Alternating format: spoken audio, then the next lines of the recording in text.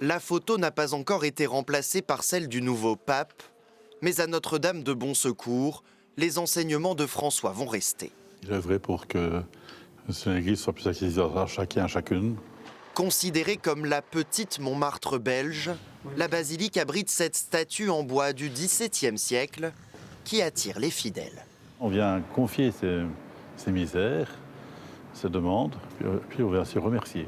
Des croyants qui viennent de part et d'autre de la frontière. On rentre dans la basilique, on vient voir, on s'y arrête quelques instants. On a le temps de se poser et de se poser des bonnes questions, on va dire. Seul. Oui. J'ai remarqué qu'il y avait de plus en plus de croyants dans le christianisme. Donc j'aurais pensé qu'il y avait un peu plus de monde, c'est vrai. Car les pèlerinages de groupe qui attiraient ici des milliers de fidèles se sont espacés. Les commerces à Bon Secours ont fermé, les uns après les autres. C'était une autre époque. Les années glorieuses de Bon Secours, c'est la vérité.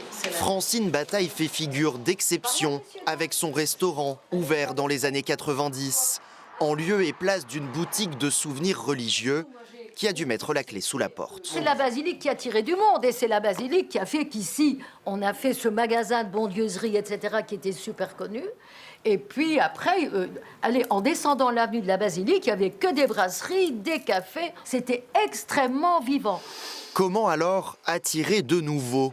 La truculente restauratrice a son idée. Il faudrait que le nouveau pape vienne faire un tour à Bon Secours. Je crois que là, ce serait formidable. Hein. Le curé de la basilique ne veut pas rêver. Il s'appuie sur le regain de foi pour relativiser. Je crois que l'Église passe par des hauts et par des bas. Donc, autrefois, il y avait beaucoup de monde qui venait ici des quarts entiers. Aujourd'hui, c'est plus individuel que ce n'était autrefois. 14 000 visiteurs ont poussé les portes de la basilique l'an dernier. C'est 2 fois plus qu'il y a 7 ans. Le tourisme religieux, comme lueur d'espoir.